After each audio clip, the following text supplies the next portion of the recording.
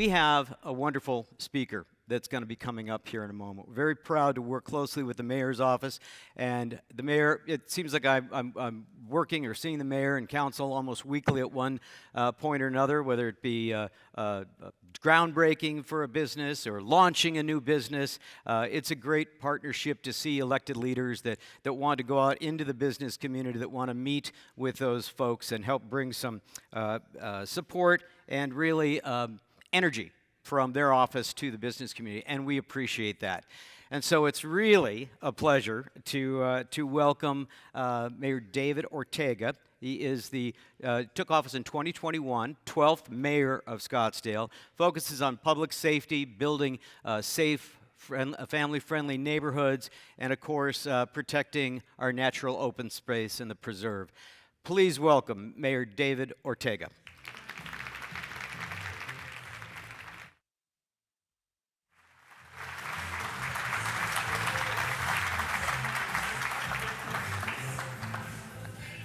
Well, thank you, Mark.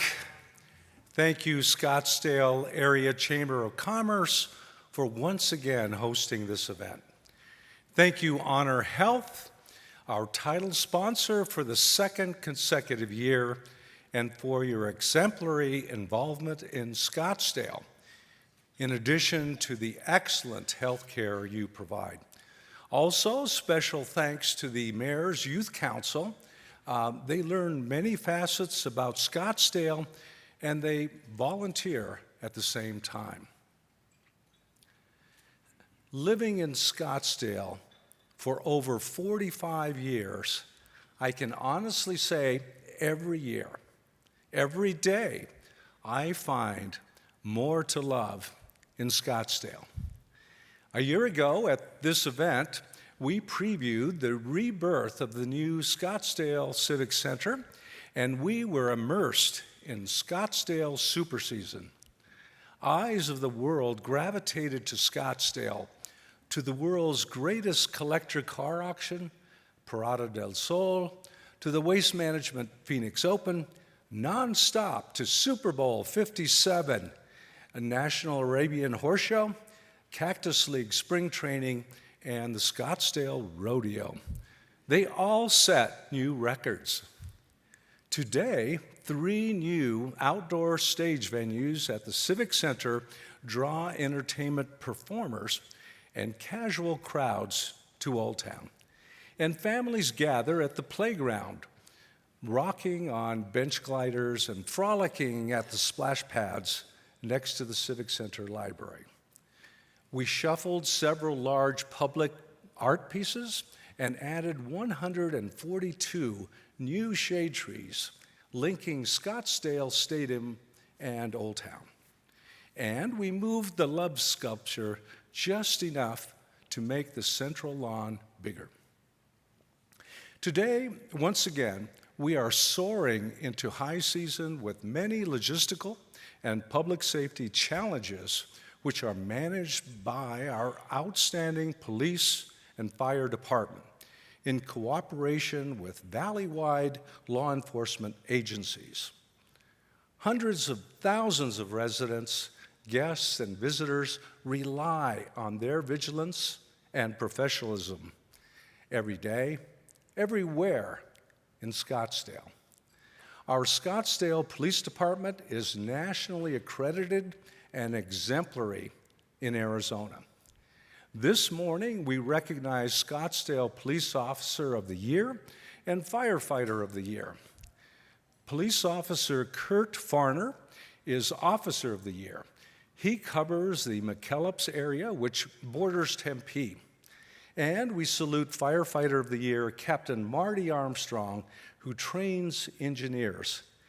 Engineers drive the fire trucks at our 15 fire stations. Officer Farner and Captain Armstrong, please stand to be recognized.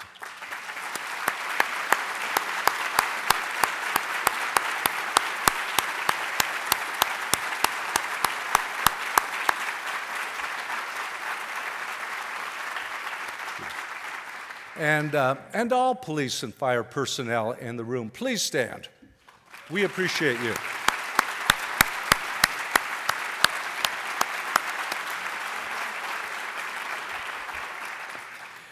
Recently, at the December Scottsdale Firefighters Induction and Promotion Ceremony, I had the honor to administer the oath to 40 new firefighters and promotions of new engineers, captains, and officers. Enthusiastic firefighter families proudly stood with the newest generation of first responders. Fire Department Chaplain Ewell gave the benediction upon the class, noting that firefighters form a strong family bond. Tragically, Fire Captain Corey Yale, the son of Chaplain Yale, lost his battle with cancer. Cancer attributable to an inhalation of toxins in the line of duty. Fire Captain Corey Ewell exemplified kindness, honor, dedication, and insightful mentorship, which he offered to everyone. We extend our condolences to the Ewell family. Why is Scottsdale so phenomenal? Because 2,600 employees and city charter officers work together with the council, and because we hold true to our values. We are accountable. For 50 consecutive years, the city of Scottsdale has earned many accolades, including the Stellar Certificate of Achievement for Excellence in Financial Reporting. And we maintain the highest municipal bond rating, AAA. The city of Scottsdale is recognized as the region's healthiest employer by the Phoenix Business Journal. We are ranked as a best place to find a job, the best place for ADA accessibility in Arizona, and we are the #1 dog-friendly city in the U.S.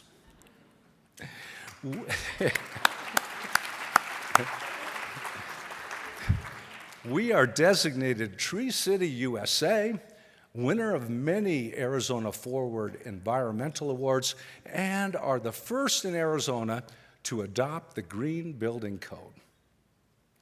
And we are highly ranked best city for women entrepreneurs. The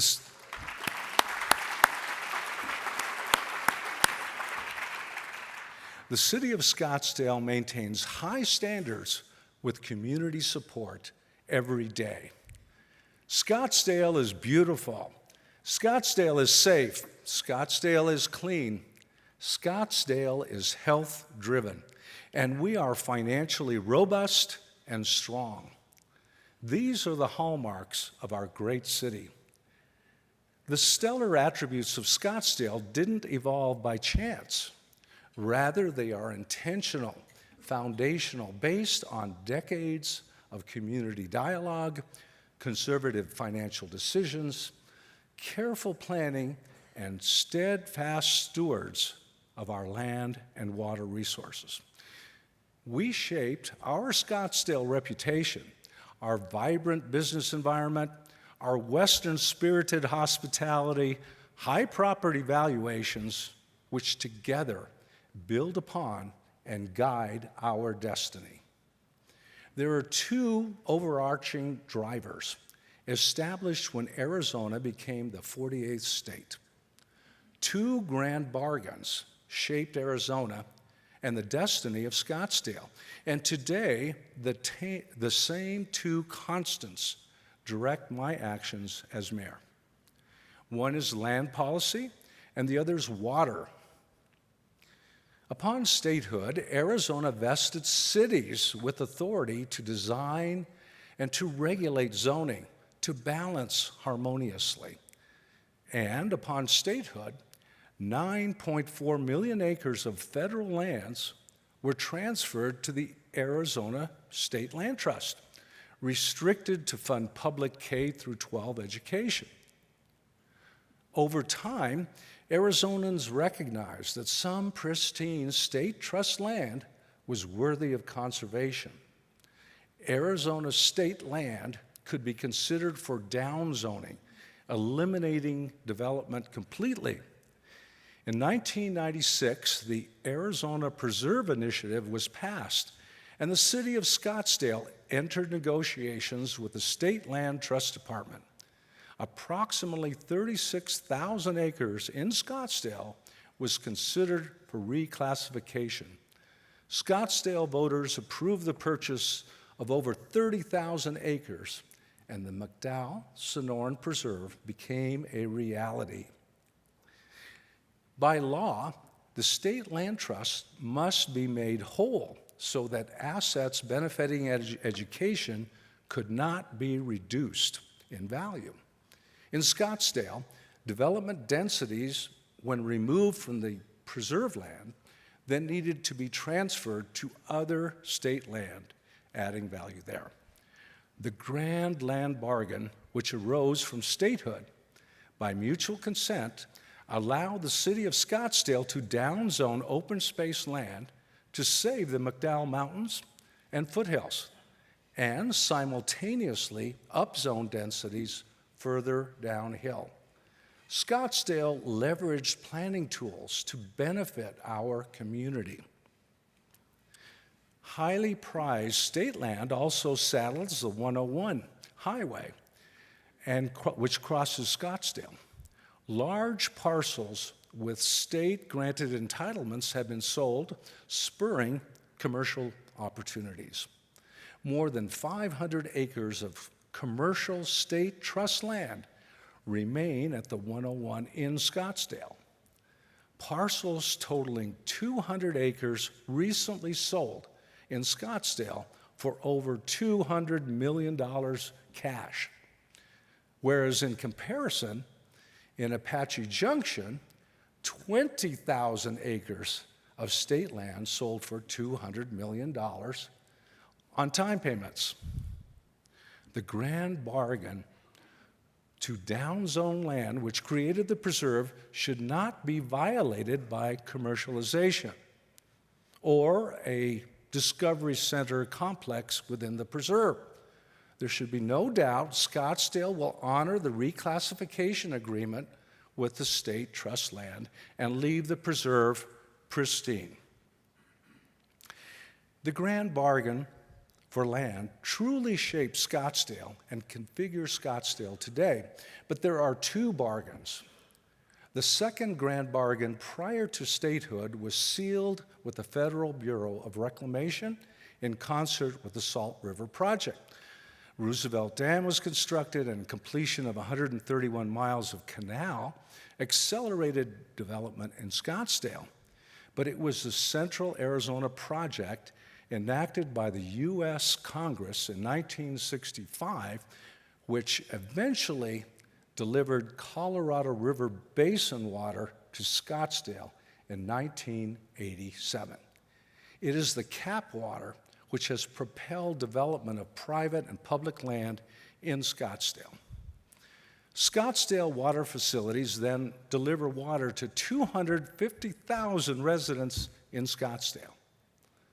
Also, very significant, in 1986, the city of Scottsdale signed a trilateral agreement with the Bureau of Reclamation and Salt River Project. Salt River Project undergrounded power lines, and the city of Scottsdale paid for improvements to create the Scottsdale Canal waterfront. Dusty service roads along the Arizona Canal became a pedestrian promenade, a treasured Scottsdale destination which boosted private investment in Old Town. And, as you know, the deal with the Bureau of Reclamation also allowed the development of Westworld, including the property that we're at today. So that's how Scottsdale leveraged opportunities with great rewards. The city of Scottsdale residents and stakeholders have invested billions of dollars in open space at the Greenbelt and 44 parks and for the preserve. And we have spent billions on water facility infrastructure. Indeed, stewardship of land and water are critical, especially during a mega drought. Every month I receive hundreds of messages but one which stands out is from Trace, who lives near Awalinda Park. He wrote, "Dear Mayor Ortega, ever since the drought started, I've been worrying that Arizona is going to go thirsty. Can you please guide Arizona through this? Sincerely, Trace."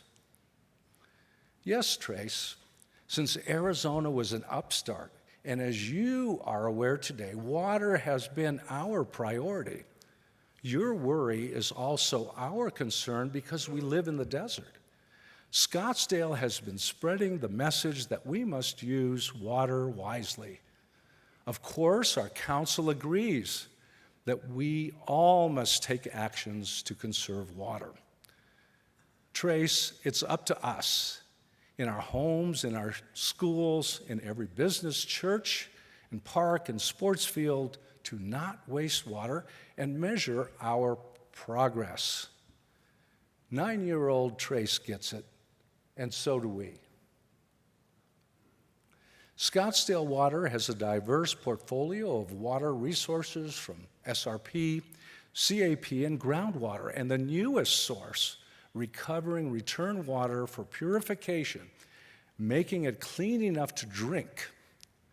Since 2019, Scottsdale Water has operated ultrafiltration, ozone, reverse osmosis, and sanitizing ultraviolet rays at our water treatment facilities.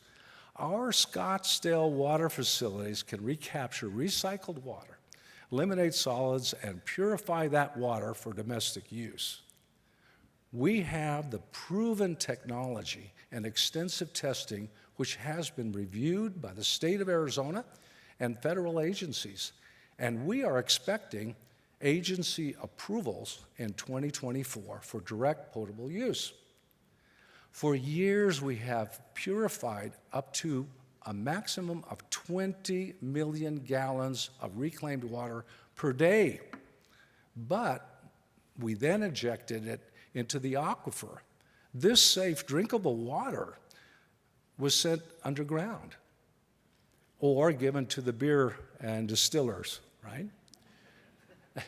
But the state of Arizona and really all other municipalities are rushing to follow our lead.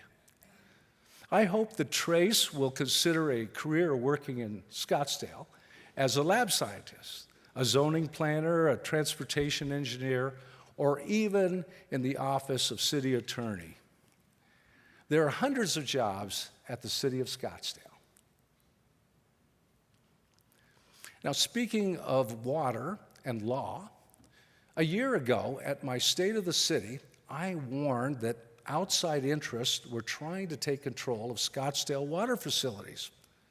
Last year, non-Scottsdale residents in unincorporated wildcat developments outside of Scottsdale sued us to force our city to serve them. And a year ago, before my State of the City remarks, Arizona legislators filed 2 bills which demanded that water should be turned off at the houses of the mayor and council if we didn't serve the wildcat subdivisions. Another bill dictated that $10 million of Scottsdale revenue would be withheld by the state to pay for facilities to serve wildcat development. These pieces of legislation failed. A year ago, I said, we will stand our ground, and the council held firm.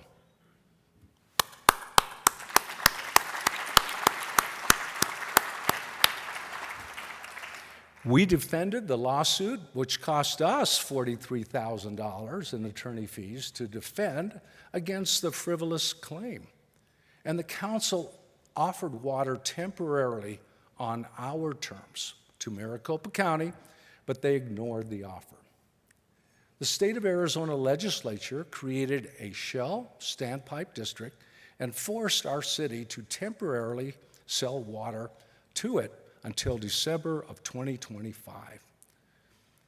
In 2022, the Arizona Corporation Commission received an application, and in 2023, the ACC granted the water service franchise to EPCOR, a Canadian company, to serve that unincorporated area.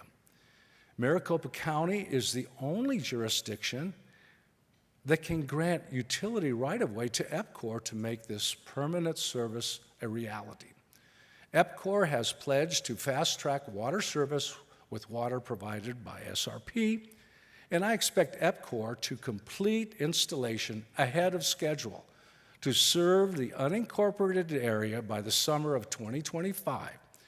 Then we will no longer have to tolerate bulk truck carriers and private haulers traversing our streets and our neighborhoods. The unanimous council acted to protect Trace and all water users within Scottsdale city limits. Kids ask great questions.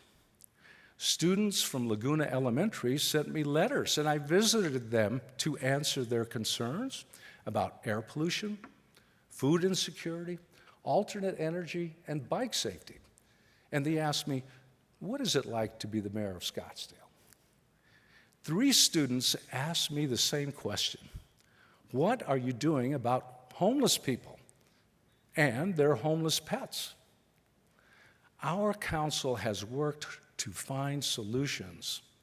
Hundreds of Scottsdale residents, especially seniors, veterans, and single-parent families have been guided off the streets over the last 3 years with the help of our human service specialists and nonprofit partners. Scottsdale provided temporary lodging to unsheltered people, generally for 30 days, until they could find a place to live. By providing emergency bridge housing, in the last year alone, 109 children and adults have had successful exits from the program and have been spared the trauma of homelessness. I told the class that I'd spoken to a lady who told me that she and her children were all helped successfully and returned to stable housing. She also mentioned to me that even her dog was welcome, and the dog was quiet and respectful of the emergency lodging.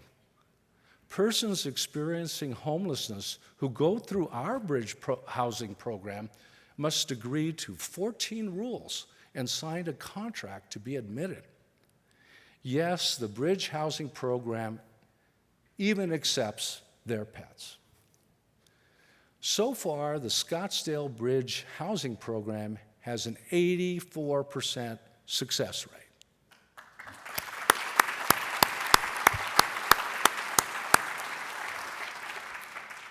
Scottsdale is beautiful land, secure and clean water, safe and clean neighborhoods, vibrant business districts, and most of all, Scottsdale is health-driven. Scottsdale has very active residents and visitors with double the open space of other cities. Our abundant sports facilities and aquatic centers keep every generation fit. We're proud of our accomplishments, and we're equally proud to support Blue Zone Scottsdale, an initiative which encourages longer and happier lives. Scottsdale is the first Blue Zone city in Arizona and 78th city in the world. Land, people, and water are the Scottsdale legacy.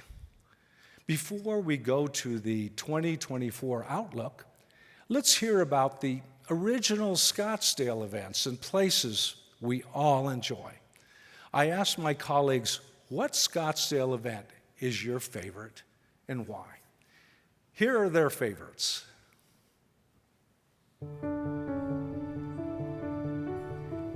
My favorite event is the Parada del Sol, our annual parade through the downtown that reflects our history of the working ranches, complete with cattle drives and cowboys. As a child, I remember sitting on my father's shoulders, clutching his hair in delight as I watched the cattle pass by on Scottsdale Road, driven onward by the Indian cowboys in full regalia and who looked very fierce. It was very exciting. There was so much dust and everyone was cheering. I think it was the last cattle drive because my mother bought me a handmade Indian doll from the Indian market, so I would remember it. Canal Convergence is my favorite event because it embodies everything I love about Scottsdale. It's a fantastic arts show, it's held outdoors, and it's free so everyone can enjoy it. It's really fun to wander around and see people of all ages and from around the world enjoying the event. And of course, Canal Convergence is also a zero-waste event. Food waste is composted, and that supports local farmers, and everyone gets to taste Scottsdale's recycled water. My favorite Scottsdale event is opening night of Scottsdazzle. This kickoff to the holiday season is the Saturday following Thanksgiving on the Solari Bridge in Old Town Scottsdale. The bridge is transformed into a giant gift box with the festive bow at the top. It's magical. Local celebrities lead the sing-along, joined by hundreds of visitors and residents. The outstanding Scottsdale Community College Orchestra provides the instrumentals that continue into the evening. The night culminates with the lighting of the 40-foot Scottsdazzle Christmas tree. It's a joyous family event. The Honor Health Tour to Scottsdale is my favorite Scottsdale event. It captures all the best about Scottsdale. Perfect weather, amazing scenery, outdoor activity, health and wellness, and everyone who wants to ride can participate at any level. Most important, it benefits our world-class preserve, with the McDowell-Sonoran Preserve as the top charity. I hope to see you all on the course next spring, riding a bike or simply cheering from the sidelines. My favorite holiday is the 4th of July, and I am always astounded when I think of what our ancestors accomplished in 1776. My favorite of the signers, John Adams, declared that the 4th of July will be celebrated by succeeding generations as the great anniversary festival. It ought to be solemnized with shows, games, sports, guns, bells, bonfires, and illuminations from one end of this continent to the other, from this time forward forevermore. We follow John's advice in Scottsdale and across the valley as we celebrate with rays of ravishing light and glory. As parents of 2 young boys, we really enjoy all the Scottsdale events that are fun for the whole family. Scottsdale is fortunate to host so many family-friendly events all year long, from Parada del Sol and other events in Old Town to the various seasonal and community events held throughout the city, like those at McCormick-Stillman Railroad Park and Westworld. These events attract a diversity of residents from all backgrounds. For example, this past spring our family attended the inaugural Bonanza event at the new Scottsdale Civic Center. It had lots of entertainment for residents of all ages. We're really looking forward to the second Bonanza scheduled for March 30th, which will include an egg hunt, interactive booths, and prizes. Our family hopes to see you there. Yay!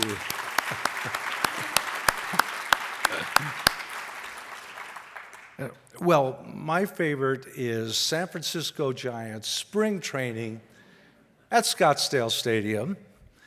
15 teams make up the Cactus League, and Scottsdale Old Town is the favorite hangout for the fans of every team.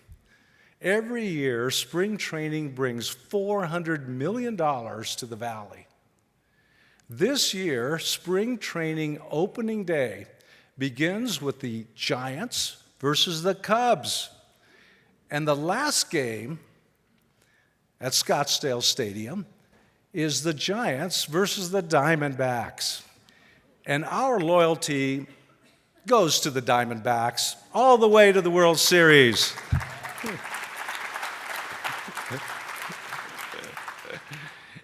Scottsdale is gaining momentum with best-in-class companies and projects such as Axon Taser World Headquarters and the CrowdStrike flagship campus, and the proposed ASM North America headquarters, all located at the 101 corporate corridor.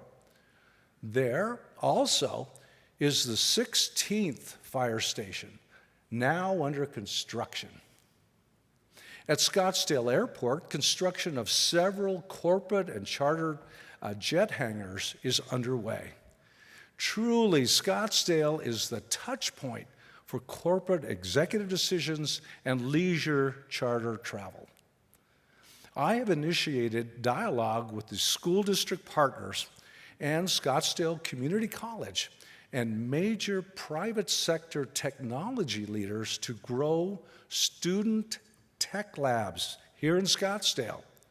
More than 2,000 technology-related companies base here in Scottsdale, and we will see more young students thrive in world-class tech labs.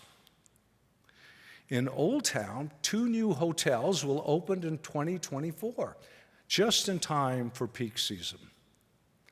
Our public investments co-generate private participation with the $12 million expansion to Scottsdale's Museum of the West and the planned expansion of Scottsdale Center for the Performing Arts. Both are made possible thanks to the support of individual donors. Throughout Scottsdale, private investment is high and unemployment is very low. The city earned multiple awards over the past year. Here are some of our earned awards. Well, that was fast.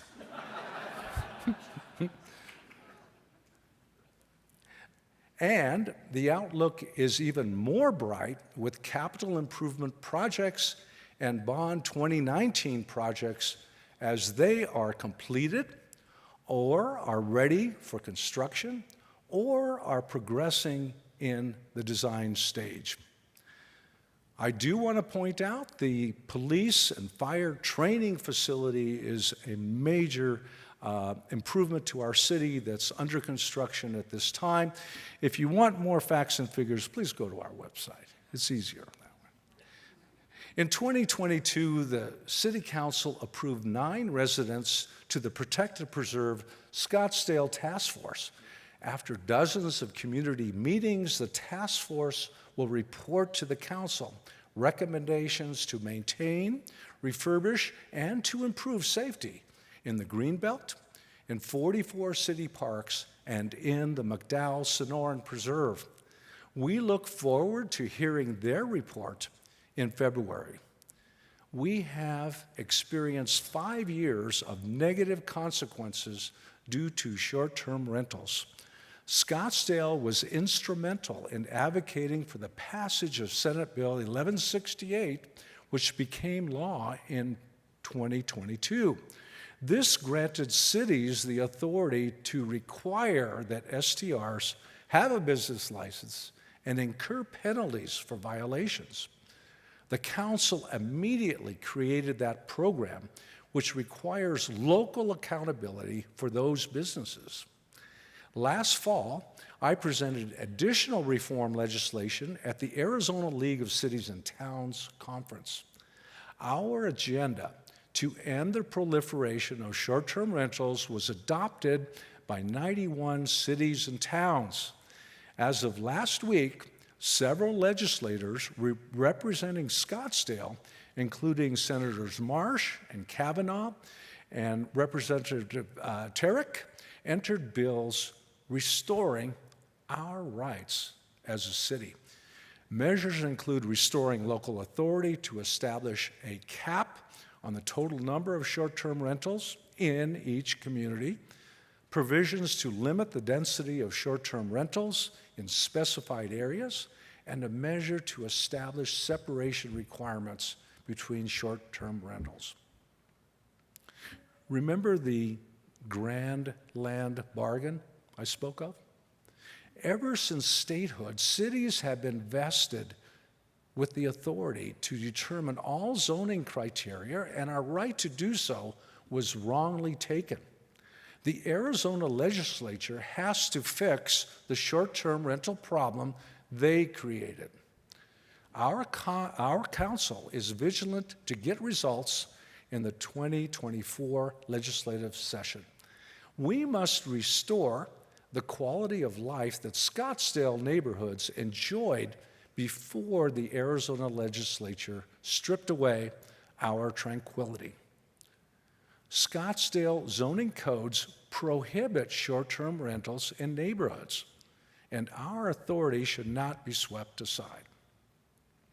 Looking ahead in 2024, we will encounter some known and some unknown challenges. Last summer, we were alarmed to see a tower of smoke that obscured the McDowell Mountains. The Diamond Fire had started just outside the preserve, and in the dry summer heat, it quickly spread. Thankfully, Scottsdale Fire and assisting agencies converged quickly to battle the blaze, and Scottsdale Police assisted to evacuate homes in the area. Thankfully, there were no injuries. Many times we hear of a tragic fatality involving a bicyclist, and a beautiful day in Scottsdale instead is etched in sorrow. At my request, a team of traffic engineers, Scottsdale Police, the Parks Department are working in partnership with Scottsdale Unified School District to launch a bicycle safety campaign aimed to prevent injuries and fatalities of bicyclists in Scottsdale. You will hear more about this initiative, which is highlighted by the return of the Tour de Scottsdale in April. Scottsdale has long been a gold-level, bike-friendly community. Our goal is to bring fatalities in Scottsdale to zero. Scottsdale has an amazing network of pathways, trails, and known routes. Together, we can focus on safety and have zero bike fatalities in Scottsdale.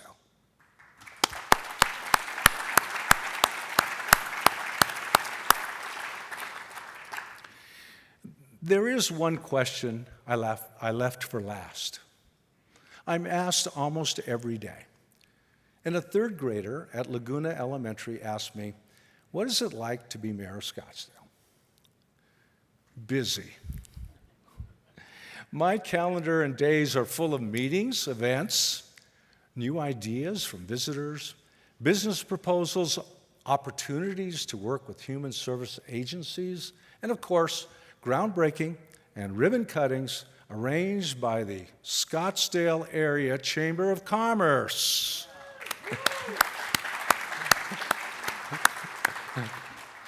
Our city council works hard to keep Scottsdale beautiful, safe, and secure, with wonderful neighborhoods, diverse and innovative businesses, and the best restaurants and entertainment in the valley.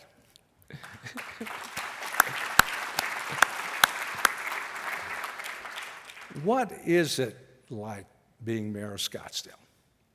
Well, my days are mostly scheduled, but every day has a joyful surprise.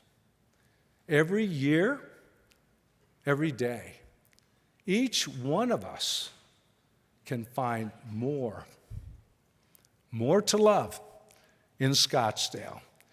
Thank you very much, and drive safely.